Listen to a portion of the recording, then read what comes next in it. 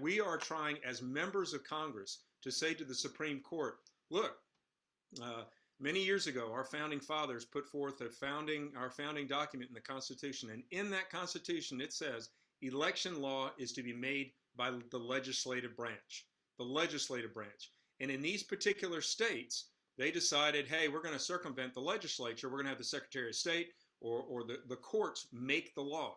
And so we're not joining on to the Texas lawsuit. What we're doing is we're saying to the courts in a respectful manner, will you please look into this? We want our elections to be safe and secure. There's never been more allegations about the security of these elections. And every Republican, every Democrat, every independent should want this, because moving forward, regardless of who is the president of the United States in 2024, in 2028, we want to be able to feel that the elections were safe, that they were fraud-free, and that they meant something. That's what our amicus brief said.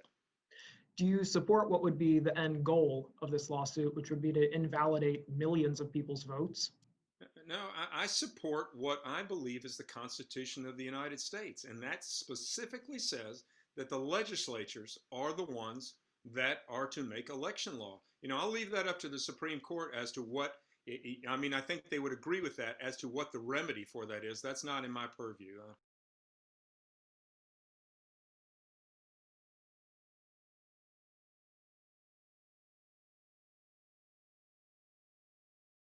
Do you believe there is any chance at this point that Donald Trump is going to get a second term, or is Joe Biden going to be the next president?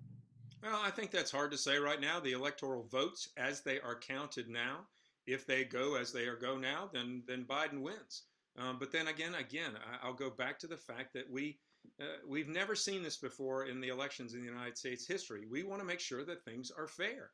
And so the bottom line is, I want to make sure that I can tell my son, my grandson, that, hey, there were some irregularities alleged during the 2020 election, but we took them seriously, we confronted them, and your vote now moving forward actually matters more than anything matters, and is not going to be subject to fraud. That is the bottom line.